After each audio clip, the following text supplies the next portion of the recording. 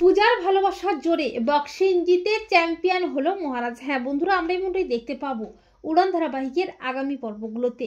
অরিন্দম বাজারে সমস্ত দোকানপাট ধ্বংস করে দেয়, তাই মহারাজ অসহায় মানুষদের পাশে দাঁড়িয়ে বাজারটাকে আবারও নতুন করে গড়ে তোলার জন্য অর্থ উপার্জনের জন্য নিজের জীবন বাজি রেখে বক্সিং খেলায় অংশগ্রহণ করে। কিন্তু পূজা ও মুখার্জি বাড়ির কেউ জানে না মহারাজ বক্সিংয়ের জন্য অ্যাডভান্স টাকা পায়, আর সেই টাকা দিয়েই পৌষ লক্ষ্মী পুজোর সমস্ত আয়োজন করে। তবে পূজার মনে সন্দেহ হয় মহারাজকে দেখে, পুজোর সমস্ত আয়োজন দেখে। পূজা মহারাজকে জিজ্ঞাসা করে, তুমি পুজোর জন্য এতগুলো টাকা কোথায় পেলে? কে দিল তোমাকে এতগুলো টাকা? কিন্তু মহারাজ কোনো মতে সত্যিটা পূজাকে বলে না। মহারাজ মনে মনে ভাবে, পূজা, তোমার জন্য অসহায় মানুষদের জন্য আমার জীবনটাও দিয়ে দিতে পারি।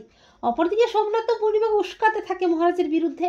এরপর মুখার্জি বাড়ির পৌষ লক্ষ্মী পুজো খুব সুন্দরভাবেই হয়, এমনকি পূজা ও মহারাজও একসাথে আরতি করে। তবে মহারাজের ভাবভঙ্গি দেখে পূজার খুব ভয় করতে থাকে। এরপর পুজো শেষে মহারাজ তড়িঘড়ি করে বেরিয়ে যায়। পূজার সন্দেহ হয় মহারাজকে নিয়ে। এরপর মহারাজের পিছু পিছু গিয়ে শিব জানতে পারে মহারাজ নিজের জীবন বাজি রেখে বক্সিং খেলছে। তা শুনে পূজা তো অস্থির হয়ে ওঠে। পূজা বলে, মিস্টার মাথা গরমের কিচ্ছু হবে না, আমি থাকতে পূজারাতের জুটি কোনো মতেই শেষ হবে না।